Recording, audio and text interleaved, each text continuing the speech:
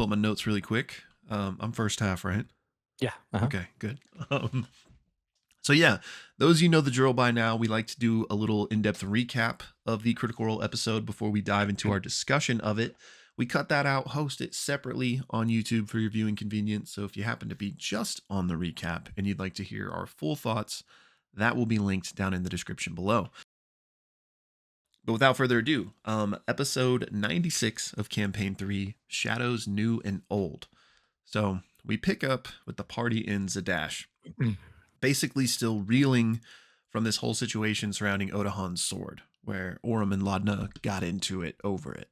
So Laudna and Imogen are on the roof of this hotel, basically, with everyone else still in the hotel room. And the episode starts with basically this really like emotional RP with Laura and Marisha just talking about what's going on here. And Imogen asks, "Hey, was that you or was that like really Delilah?" And Laudna says she can no longer distinguish between the two anymore. And Imogen says, "Well, what were you actually trying to do with that? Were you actually trying to protect Orym, or was it more about just absorbing it for yourself?" And Laudna says that Delilah told her it was evil. And Imogen's like, "Well, Delilah lies. And if you want to actually get rid of her, you have to stop feeding her." And Laudna says, "We agreed we had to do what it takes to take down lewdness. So I'm going to use Delilah as a tool, and then I'll get rid of her." And Imogen says, "That's exactly how Delilah views you, right?" And so they basically like keep going on this conversation to eventually where Imogen says that, "You're strong without Delilah, and Delilah just doesn't want you to believe that. She wants you to think you need her." And Laudna says, "Are you still bothered by the fact that she's like always there watching us?" And Imogen says, "Yeah, I don't like it at all." And there's basically this one line that does, critical emotional damage where Imogen says, "I'm just going to miss our little cottage." And that line like really resonates with Laudna. Like she starts breaking down and crying. And Imogen says, "Are you ready to go back now and, like talk with everyone else?" And Laudna says she needs a minute. So Imogen returns by herself. But meanwhile, while this was happening in the hotel room, everyone else is talking about what just happened and basically filling in Dorian with the situation, like explaining the Delilah thing. And he's like, "Whoa, is it okay that Imogen's alone with her right now?" And they're like, "Yeah, she'll be fine. Like she'd never hurt Imogen. And, she loves her." And so Dorian then finds out about this relationship between Imogen and Laudna, and they're just filling him in on everything. And after that, Dorian asks Orym, he's like, "So can we trust Laudna or what?" And Orym doesn't respond, but Fern does and says, "Of course we can." And it's like right here where Dorian asks if they can trust Laudna that Imogen returns. And they ask her if she's okay, and Imogen says no, and that she saw Delilah like literally come out of Laudna, and she does not think Delilah has good intentions. Meanwhile, back on the roof, Delilah is telling Laudna that no one else can understand her and what they've been through. And, as she's kind of like filling Laudna's head, Laudna can hear Fern calling for her. So, um, Laudna returns to the room and she says, "Sorry, I didn't mean it." And Orym kind of interjects and says, "You know what? I've been thinking. Dorian's right. It's just a thing. I wanted to use it against lewdness, but more important than it being at my side is you being at my side. And I don't want there to be any distrust between us, so I don't want the sword." And he places it on the table. He says he's putting his trust in her. He knows he's going to trust that her intentions are pure. Oh, excuse me. He says he's putting his trust in her. And Laudna says, "My intentions are pure, but I just don't know what's real or not." Um, and everyone basically tells her, like, you have power without Delilah. You don't need her. And while this is happening, Chetney does put the sword back in the bag of holding to get it out of the way. And as everyone's just kind of reconciling with what happened, Ashton takes out that pipe, the one that shows you your greatest achievement when you smoke it, and gives it to Laudna. And she's basically afraid of what she might see. So he tells her to keep it and, use it when she's ready, basically. And they end the conversation with basically everyone just saying, "Hey, you just need to be honest with us. Let us know when you're struggling. Like, let us know when Delilah's talking to you and to trust us more than her." So At that point, everyone goes to sleep except Orem, who kind of stays up all night, takes a point of exhaustion.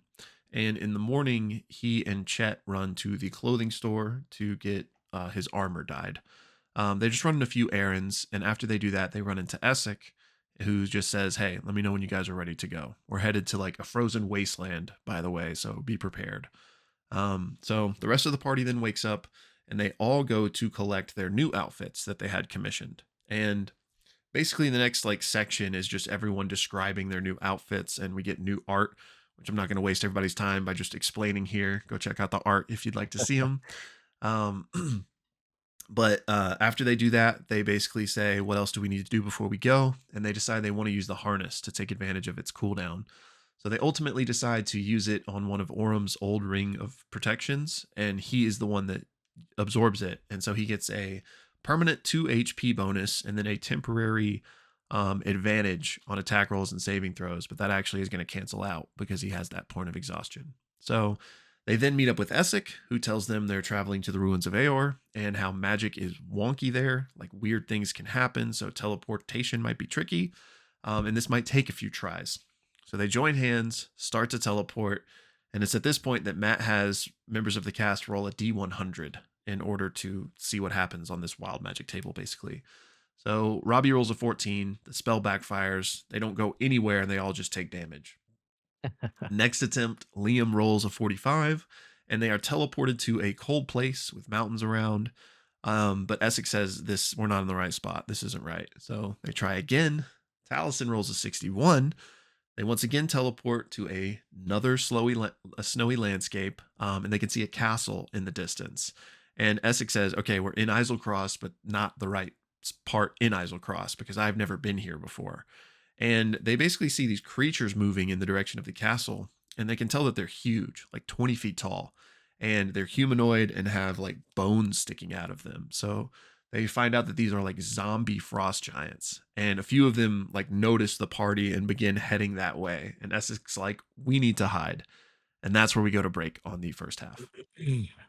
Yeah, so coming back from break, you have the stronghold a mile out.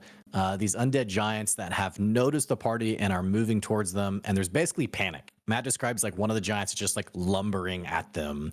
Essek, fortunately, now Essek had said that he did not have another teleport. It turns out he had one that he was saving his 9th level spell and ends up casting teleport at the 9th level. Imogen rolls her D100, gets a 48, not quite high enough. They land in a patch of snow elsewhere. They have no idea where they are. And someone has the idea of, if we bring out the machinery that we got from Ruidus, could that like maybe help us get there? Ultimately, what they decide is for Imogen to use her staff of dark intent. I can't remember what it was called. Using Ludinus's old staff, using that staff to teleport the party. To do this, she looks into Essek's mind to get like a visualization of the place, and ultimately uses the staff, but only rolls a 49 on the D100. They find themselves like in this frozen glade with like some ruins nearby, and Essek's like, "All right, well, I used every spell slot I had, and you guys, no one could roll over a 40, so I need to get some sleep." So they go to sleep, or actually Essek goes to sleep. Ashton tries to climb a tree to get a look of the landscape, rolls a natural 1, can't climb this tree. Fern does it instead, and then what Matt describes is Fern seeing this huge, massive city in the distance with like these huge battlements around it, all these other like smaller towns like along the way in this valley. As Essek wakes after the 4 hours, doesn't know this place, doesn't know what the city is, but is like, well, if nothing else, my teleportation is ready again, and we can be on our way. Teleports. Laudna rolls this time, rolls a 53. So they don't make it again. They're on the edge of a mountainside, basically like tumbling down off a cliff to their death. So Essek's like, "Everyone grab on," teleports again, and Chetney rolls this time. Pretty much everyone who's rolled before is like, "I'm not doing it again. Someone else do it." Chetney rolls, hits a 96. Bam. They have arrived on the edge of these ruins, and Essek is like, "Okay, we're here. Be very careful. Don't touch anything." There's a stealth check. They begin heading to basically what they see is like the edge of these ruins that are frozen over. And there's a tunnel that they begin traveling in. There are these like furry white creatures that are like hibernating along the walls. And Matt explains that these are like ice trolls that are hibernating. They go into this tunnel. They find a smaller tunnel that they have to crawl through, and there's a large pit at the bottom of. They ask Essek, like, "Is this the right way?" And Essek's like, "Yep, I've been through here, I think 4 times total. Like, it's gonna be fine. We have like what we need to make it to the bottom." Long story short, they go to the bottom of the tunnel, and there is like climbing gear along the way. Like, it's clear that other people have come this way. And not only that, once they get to the bottom of the pit, it opens up to this like large ruined cavern with like furniture and like, you know, destroyed buildings. And there are a number of bodies, like almost like people who've come along this way who died trying to loot the place. There is a comment that Essek says, "My first time down in here, we fought some of these people." I don't know if this was a Campaign 2 reference by chance, but also mentions that some things are a little bit different.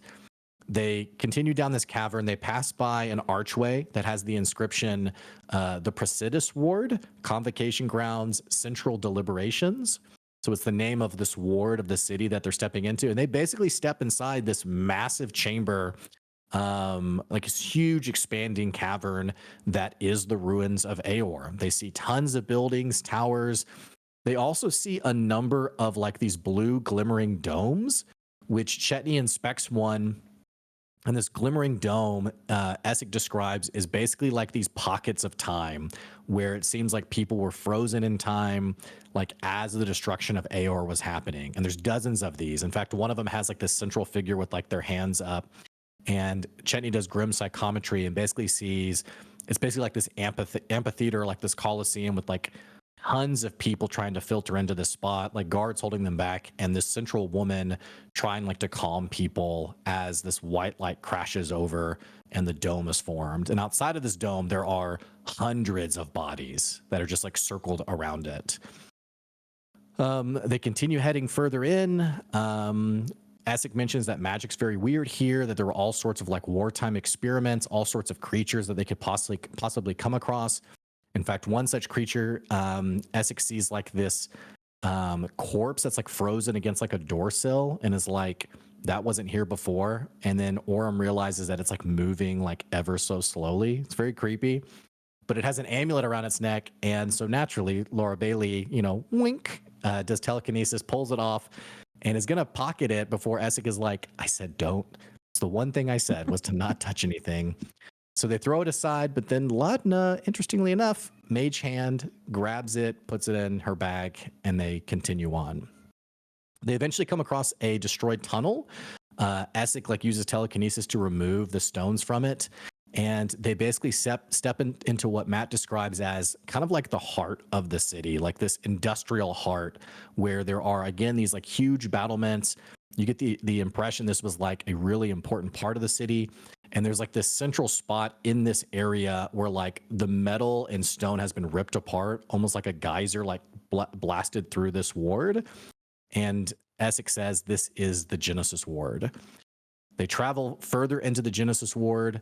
They eventually find like this large tent. Chetney sends up Arcane Eye with his monocle to take a look at it. And there is blood everywhere, and also like 4 or 5 bodies that are strewn about in this tent. The party goes up, they take another look. Everyone's been slashed in it, and Matt describes it looks like someone was slashing with like joy and like violence, like an appreciation for violence. And there's this one younger elf who has a dagger in their throat and like a smile on their face. So naturally, Chetney again, grim psychometry.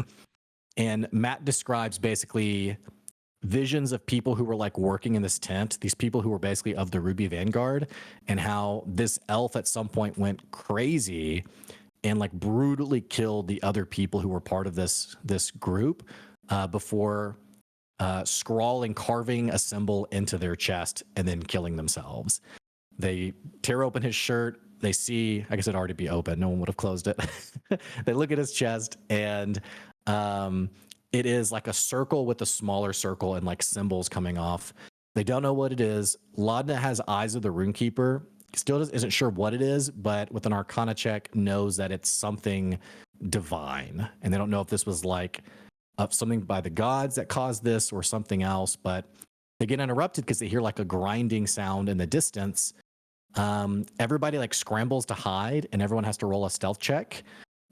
They see this crazy, creepy, Matt describes like this 20-foot tall lumbering giant who's like dragging this grinding mace behind them. Long, droopy flesh that almost looks like a cloak that's like formed on their body. And then like this spinning open row of teeth, like this maw in their chest, comes up to the tent, and these like 6 chitinous creatures, almost like scorpions, scurry out and begin looking around. Laudna rolled a natural 1, so they see her, go for her, and that is where our episode ends, right on the edge of initiative. And Matt also shows us the battle map as well for next episode. And that's everything that happened in episode 96 of Campaign 3 of Critical Role, Shadows New and Old. And if you're watching just the recap, don't forget we do have a full discussion on our YouTube channel. So just click the link in the description box to get to that full discussion. And that's it. So well done.